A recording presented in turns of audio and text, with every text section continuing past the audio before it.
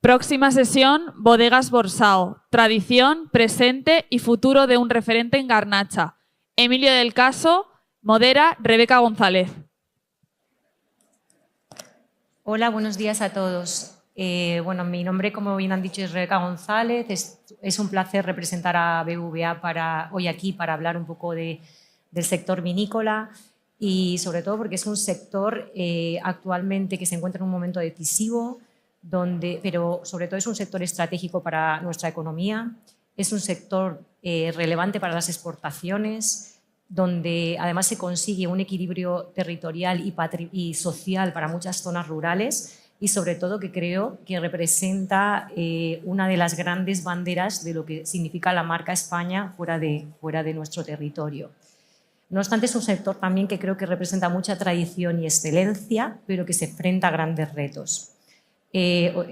Toca hablar de eficiencia, toca hablar de sostenibilidad, toca hablar de relevo generacional y para ello tenemos el placer hoy de contar con uno de los grandes referentes y una de las grandes figuras referentes de este sector, como es Emilio del Caso, gerente de Bodegas Borsao. Hablar de Borsao es hablar de recuperación y de proyección internacional en la garnacha, pero también es hablar de un modelo cooperativo, arraigado en este caso al campo de Borja, que ha sabido adaptarse, profesionalizarse, crecer y competir a nivel global, pero siempre manteniendo ese vínculo con el territorio, en este caso pues con el campo de Borja. Emilio, bienvenido y muchas gracias por acompañarnos. Gracias a vosotros por la invitación. A lo largo de esta entrevista quiero hablar un poco de los retos, ¿no? Voy a empezar, lo voy a centrar si es posible, si nos da tiempo, en 5 puntos. Me gustaría en primer lugar hablar por la parte del territorio, de ese vínculo, ese factor humano, ¿no?, tan relevante para este sector y sobre todo para el modelo de Borsao, ¿no? En concreto, yo creo que cualquier modelo de negocio lo que busca son proyectos viables y rentables a largo plazo. En este caso, en vuestro caso, está muy vinculado sobre todo también a un modelo vinculado a un entorno rural y a un mantenimiento rural. El modelo de Borsao se basa en un modelo cooperativo. Entonces, muchas veces yo creo que tenemos la idea preconcebida, y Emilio, corrígeme, de que el modelo social, o sea, de que el modelo cooperativo favorece el modelo social y a veces se olvida un poco de esa rentabilidad económica tan necesaria. No obstante, desde Borsao, ¿cómo estáis logrando que esa rentabilidad del negocio revierta de manera directa en el viticultor y de alguna manera estáis transformando el viñedo, que es un modelo más familiar y más tradicional, en realidad en un modelo de negocio rentable y tan necesario? Pues, como bien has dicho, nuestro modelo es un modelo con las bases formadas por agricultores agrupados en 3 cooperativas, pero que por encima de ellos existe una sociedad anónima que es Bodegas Borsao, que se encarga de comercializar el producto que ellos hacen, siempre ayudándoles en distinguir y en clasificar las distintas calidades que hay en el viñedo y siguiendo los patrones marcados por la bodega. Esto no es más que profesionalizar, lo que llaman profesionalizar el sector. Es decir, ayudar a alguien que no tiene los conocimientos, como es el agricultor, que los tiene sobre su propio trabajo en el viñedo, ayudarles en las cuestiones empresariales. Entonces, ¿cómo a largo plazo podemos construir? Pues construyendo una marca que se basa en un producto de una alta rentabilidad y una alta relación calidad-precio. Nos toca competir con muchísimas bodegas de un prestigio enorme. Ese prestigio viene dado por la calidad de sus vinos y nosotros lo que hemos hecho es poner en valor los vinos de garnacha de nuestra zona, provenientes en muchos casos de viñedo antiguo, de secano, y lo hemos puesto en valor compitiendo, dando una gran calidad por un precio mucho más competitivo. Es así de sencillo, no puedes poner un precio de un Rioja para pegarte con un Rioja. Pones un precio más adecuado y entonces consigues que la gente pruebe tu vino. Cuando lo prueban se van encantados porque la calidad es muy alta. Luego hay que construir una marca o una serie de marcas y comercializarlas en distintos rangos del mercado, que ahí es donde pues, les facilitamos el no solo estar en mercados de gamas altas, sino en gamas medias, incluso en las gamas bajas, para poder rentabilizar todo su producto, no solo el que sale de excelente calidad.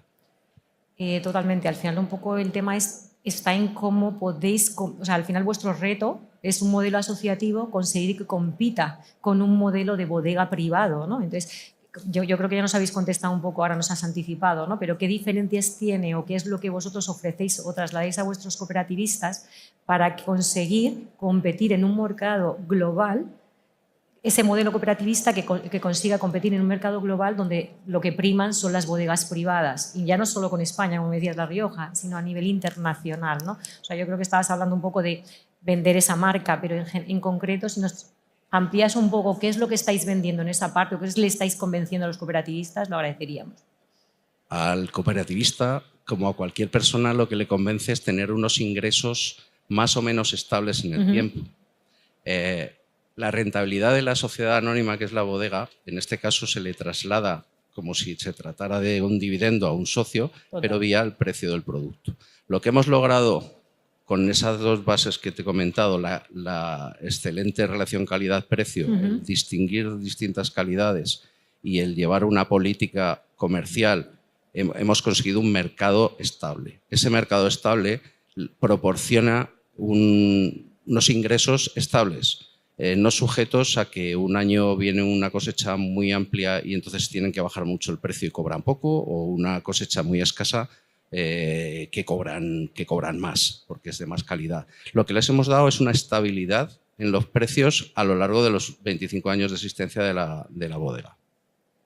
Perfecto. Entonces, lo que antes hablábamos del modelo cooperativo, que muchas veces se vincula a una óptica social, esa óptica social sí que es real, pero detrás de todo ello lo que verdaderamente hay también es una rentabilidad y darle un beneficio al cooperativista. Yo creo que esto es relevante porque muchas veces está muy identificado con lo social y no con la parte de beneficio, ¿no? Cambiando un poco de tema, que creo que es otro de los grandes retos que tenéis que enfrentaros, es el llamado relevo generacional, ¿no? Ayer tuvimos la oportunidad de que en esta sesión estuvo hablando Asaja, que es la Asociación de Jóvenes Agricultores, en la que uno de los grandes retos que nos demanda es que los jóvenes agricultores se enfrenten a grandes inversiones donde la financiación o donde la banca juega tiene una gran importancia, ¿no? Y de hecho desde BBVA estamos trabajando en cómo poder apoyarlos en esas inversiones que tienen que realizar para poder entrar en el mercado de agrícola, vamos a decir vinícola o agrícola en general, ¿no? Si bien, y esto me voy a poner siempre como propio ejemplo, ¿no? Yo creo que uno de los grandes retos que tenéis dentro de cómo llegar al joven, ¿no?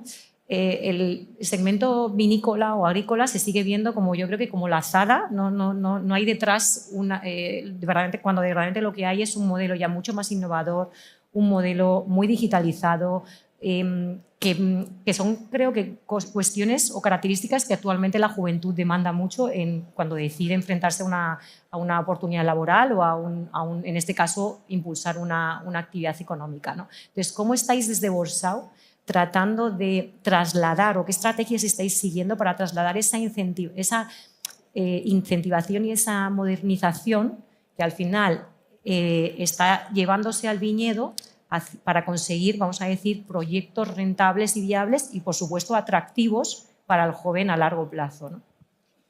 Bueno, en primer lugar, es cierto que todas las bodegas de este país son basadas en la agricultura, o sea, basadas en el trabajo de muchos viticultores. En este caso estamos teniendo ese gran problema que es la disminución del número de viticultores y eso conlleva que cada viticultor tiene que llevar más tierra cada vez para poder, primero, subsistir y rentabilizar su producción.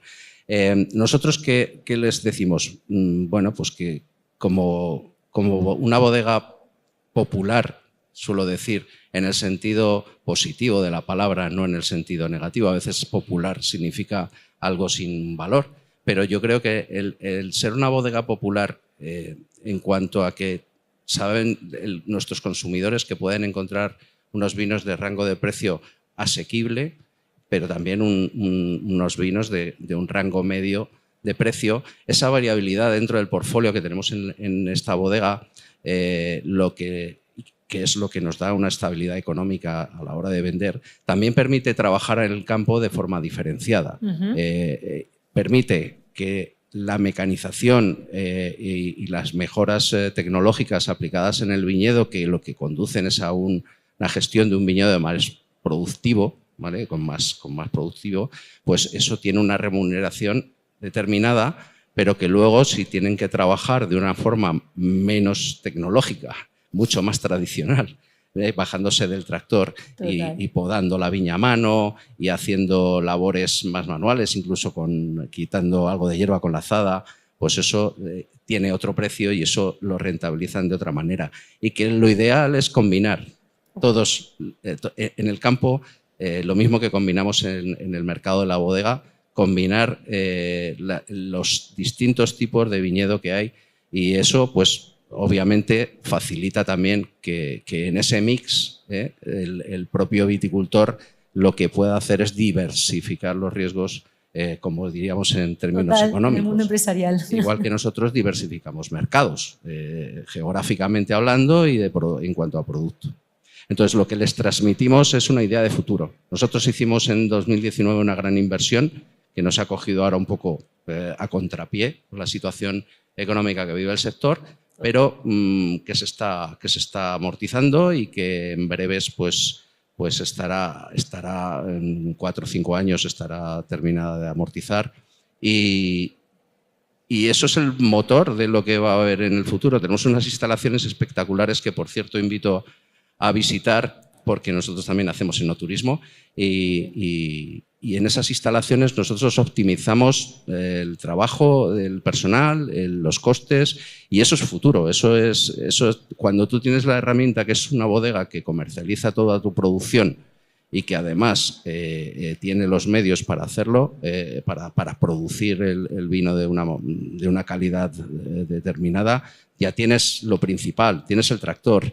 Lo que tienes que montarte en él y confiar en que la vida va a salir, que va a salir el sol mañana, que es que en todos los lados sale, aunque se ponga por la noche. Totalmente. Y cambiando un poco también hacia otro lado, y que creo que estamos sufriendo hoy durante estos 15 días que llevamos de este calor sofocante en toda España, ¿no? Pues un hecho real al que os enfrentáis es el cambio climático.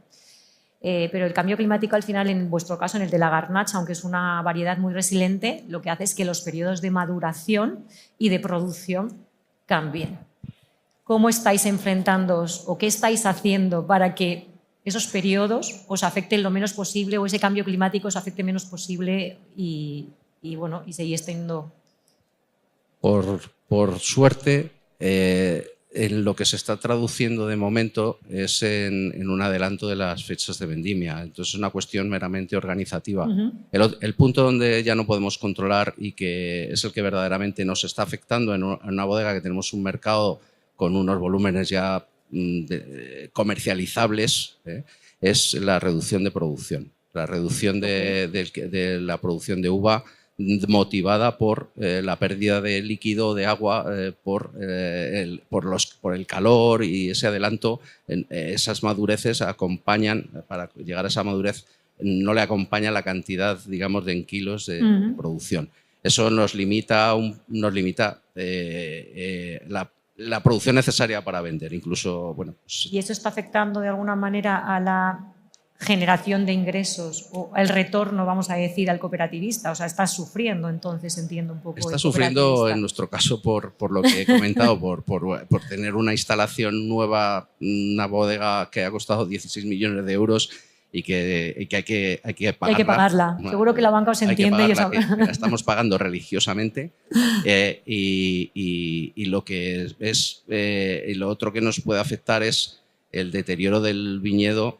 Más que por las producciones, porque el viticultor renuncia ya a continuar con su negocio y decide arrancar el viñedo, ¿no? Que al final es una manera, yo creo que será la única forma de volver a colocar la oferta a la altura de una demanda más baja, que luego hablaremos del tema.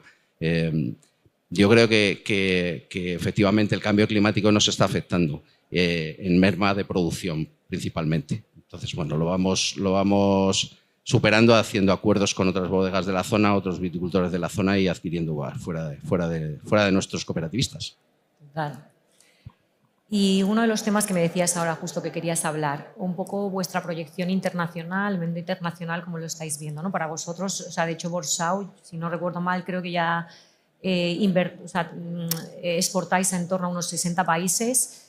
Me gustaría saber cuál es un poco el hecho de que la exportación está en vuestro plan de ruta y en vuestra guía de ruta es una realidad, pero cuáles son otros países que estáis viendo que os gustaría exportar, sobre todo teniendo en cuenta la situación, vamos a decir, convulsa que está viviendo pues, Estados Unidos por un lado, quizás Mercosur os ayude, no lo sé, pero bueno, teniendo en cuenta los retos a nivel internacional que se está enfrentando el sector, ¿cuáles son vuestros puntos de mira en el mundo internacional a día de hoy?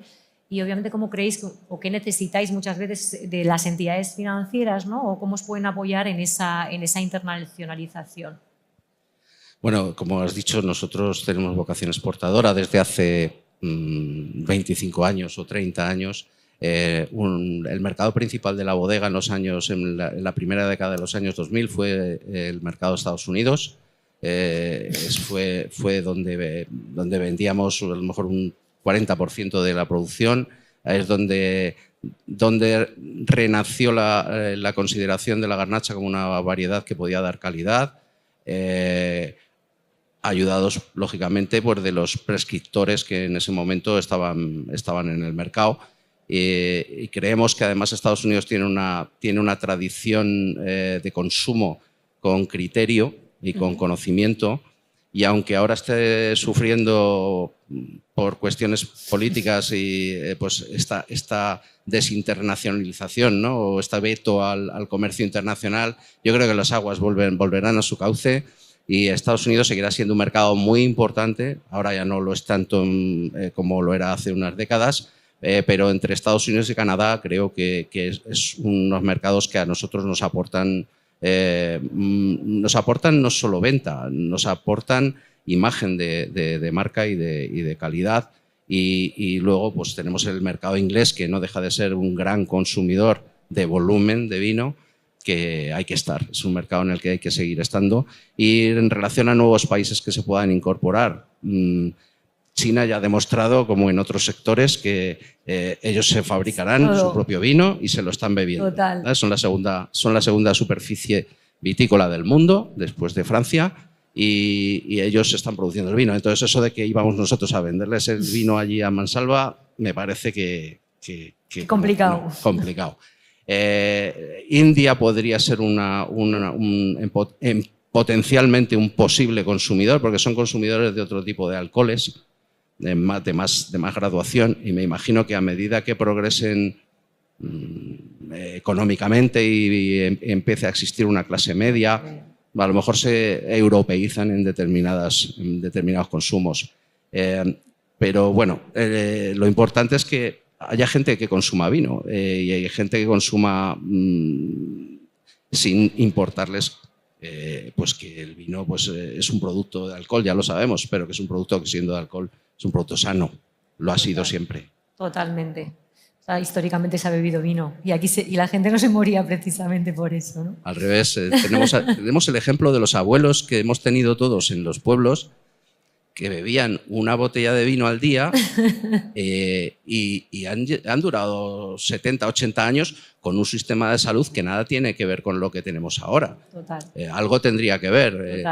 Hemos pasado de la dieta mediterránea con un consumo moderado de vino a un mensaje de que cualquier cantidad de alcohol es veneno. Yo creo que hay un grave error por parte del que quiera realmente apoyar al sector, ¿no?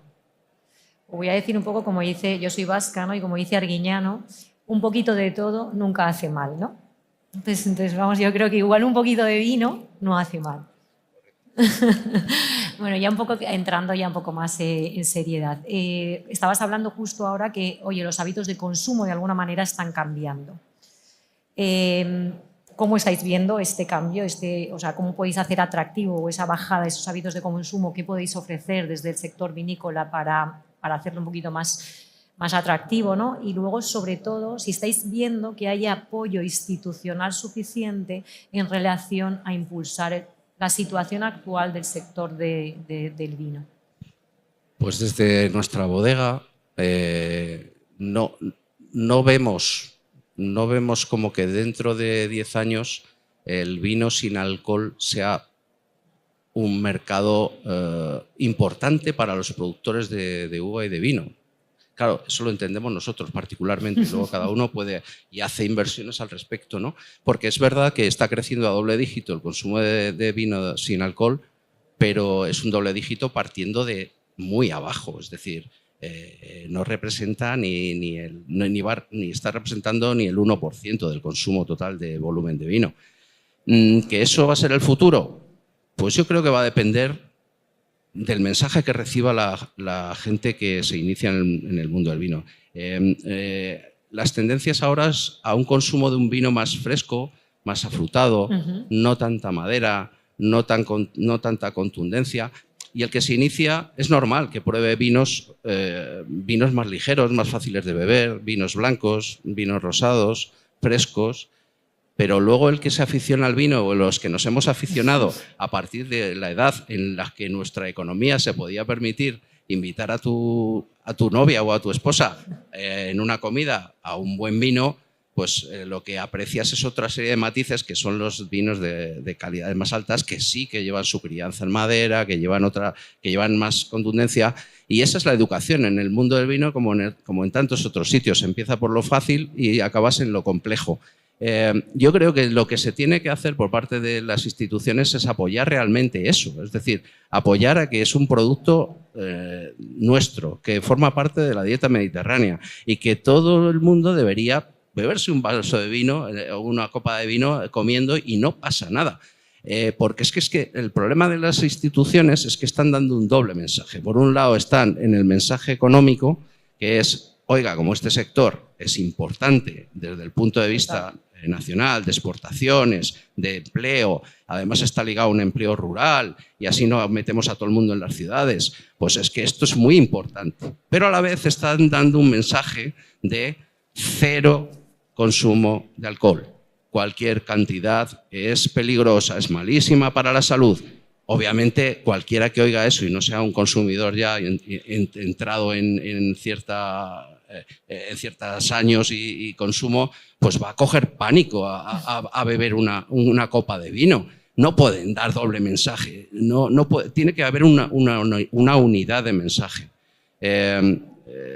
Hace años oíamos a los médicos hablar de eso, de un consumo moderado de vino, era hasta beneficioso, ya no perjudicial, beneficioso. Y que no podemos pasar en cuestión de 10 años a dar el mensaje opuesto. Es que vivimos en una sociedad, y permítanmelo, demasiado radical. O estás en un extremo o estás en el otro. O eres rojo o eres azul. O eres pro o eres contra. No, señores, la vida no es eso. La vida está en un término medio. Y entonces el vino es un producto que tú lo puedes consumir y pienso que no produce ningún mal y se relaciona mucho con las relaciones sociales. Es verdad que en ese punto, desde la pandemia, hemos sufrido una bajada porque esas relaciones sociales, ya, sobre todo en España y en otras zonas, ya no se producen tanto en el bar o en el restaurante, se hacen a lo mejor más en casa o se hacen menos sencillamente porque no hay tanta economía para sostenerlo. Pero creo que desde las instituciones se está dando un doble mensaje y eso es lo que nunca puede suceder. Total, yo creo que hay que buscar el equilibrio, ¿no? Y esperemos que se pueda encontrar por el buen fin del sector. Bueno, yo creo que no podemos terminar la entrevista, que ya más o menos yo creo que estamos llegando al final, sin hablar de la IA, ¿no? Pues al final la tan llamada IA, que yo creo que está afectando es una realidad que está afectando a todos los sectores y obviamente el vinícola no se queda atrás.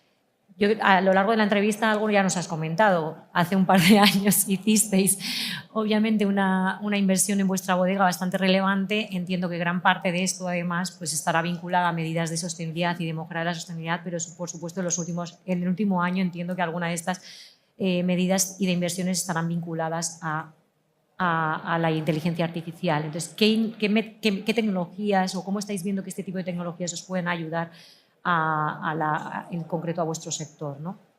Pues Yo creo que todavía estamos en pañales a nivel empresarial con el tema de la inteligencia artificial. Es más lo mediático que lo que está pasando en las empresas. En las empresas siempre, vamos a permitirme la expresión, siempre hay frikis que se lanzan y prueban de todo. Pero claro, a medida que tú protocolizas las actuaciones dentro de las compañías, no permites que cualquiera se conecte y maneje una IA sin una supervisión y sin unos protocolos establecidos. Nosotros estamos en esa fase. Yo me he empapado como director general, ya soy el primero que se ha ido a hacer cursos y ha estado empapándose de lo que se puede llegar a hacer, de lo que hace actualmente, de hacia dónde van las tendencias. Bueno, y yo lo que estoy es transmitiendo a mi equipo la necesidad de incorporarlo poco a poco, sin prisas pero sin pausas, determinadas actividades y protocolos dentro de las distintas áreas de la compañía, ya sea la comercial, ya sea la de producción, ya sea la de administración.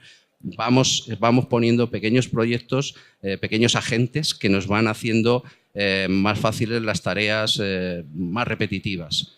Pero a nivel de campo, pues es muy difícil. Eso es lo que te quería trasladar, y trasladándolo hacia vuestros cooperativistas, ¿cómo estás viendo si la están, de alguna manera, pues yo qué sé, el tema satelital, al final ahí de alguna manera mejora, o se supone, ¿no?, que la IA va a permitir mejorar esa productividad en el campo? De alguna manera vuestros socios, en este caso cooperativistas, ¿veis que lo está ya implantando, trasladando, les está ayudando algo, o todavía, como bien dices, es algo muy verde, que queda algo que acaba de comenzar, que ha venido para quedarse? Yo creo que nadie discute eso, pero que queda un periodo de maduración todavía, ¿no? La IA, yo lo poco que he podido aprender hasta ahora es que es un manejo, una gestión inteligente del lenguaje. De momento las manos no nos las mueve la IA, ¿vale? Entonces, claro, todo lo que sea, bueno, probablemente en unos años veamos vehículos autónomos en la viña, tractores sin conductor, ¿no? O drones que van manejados para hacer tratamientos. Eso lo vamos a ver. Pero que alguien tiene que estar manejando el dron o alguien tiene que estar programando el tractor. Probablemente el viticultor no va a saber hacer eso, le van a tener que aconsejar, y probablemente sea el fabricante del tractor el que esté metiendo la IA y que se la enseñe luego al viticultor, o o el fabricante del dron sea el que esté luego enseñando a ese viticultor. Nosotros desde la bodega pues ni fabricamos drones ni fabricamos tractores. Total. Entonces nos podemos enterar de lo que el sector concreto de esos vehículos pues están haciendo, y explicárselos a los agricultores por si quieren hacer inversiones más modernizadas. Pero ya digo que esto de la IA es más intelectual, ¿no? Entonces, la parte manual la va a tener que seguir desarrollando el hombre, tanto en la parte de bodega, haciendo trasiegos y demás. Ahora que a ese señor le llega una orden que está ejecutada por IA diciendo que el depósito 5 y el 14 lo metan en el depósito 23, probablemente lo vamos a ver en un corto plazo. Yo totalmente de acuerdo. Bueno, yo creo que ya hemos llegado al final. Para mí ha sido un placer hablar contigo, tener la oportunidad de conocer el presente y el futuro de vuestras bodegas, de vuestros asociados y sobre todo del sector vinícola. Oye, os invito a que sigáis disfrutando de la feria. Muchas gracias a los que estáis aquí presentes y los que están conectados vía streaming, y que nada, un placer. Pues muchas gracias por la oportunidad, y ya que la tengo, os digo, tomaros una copa de vino, que es guay, ¿vale? Hay que consumir algo de vino.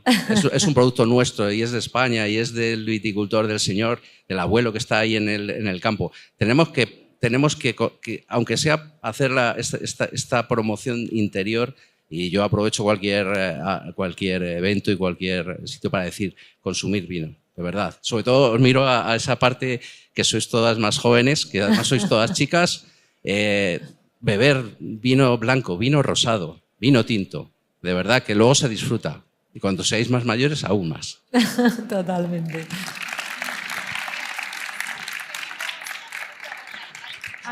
Vale, perfecto. Pero parece ser que hay alguna pregunta, ¿no? Disculpad que yo he cortado ya y no ni he preguntado.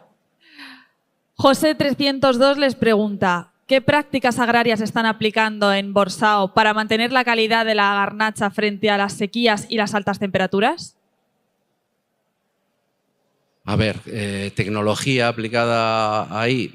Tenemos la grande restricción de nuestra zona, es que no tenemos en gran parte del territorio no tenemos un riego controlado, más que lo que nos cae del cielo.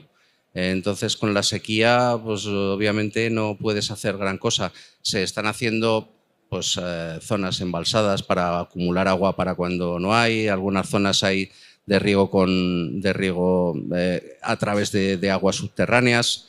Pero es que realmente no puedes hacer esa irrigación moderna basada en una presa con un montón de agua, no la tenemos en la zona. Y eso que tenemos el río Ebro a 13 kilómetros, pero no se han hecho las inversiones durante muchos años y ahora pues aún menos. ¿Qué tecnologías? Indudablemente, cuando tienes posibilidad de riego, nuestros técnicos de campo determinan en base a cómo está la planta y cómo está la hoja de la vid, si necesitan o no necesitan hacer un riego extra en aquellas viñas que sí que tienen posibilidad de riego, que normalmente es por goteo. Más allá, ya te digo, lo que es irrigación no podemos aplicarla. Esto es la lotería. Rezamos mucho a San Isidro, por si acaso le sirve a alguien. Seguimos siendo muy clásicos en la zona y rezamos mucho a San Isidro para que llueva. Este año nos ha hecho caso, a ver si va bien la cosa. Seguro que sí. No sé si hay alguna pregunta más. Vale, pues entonces ahora sí, muchas gracias a todos. Reserve your space at the 2027 fair.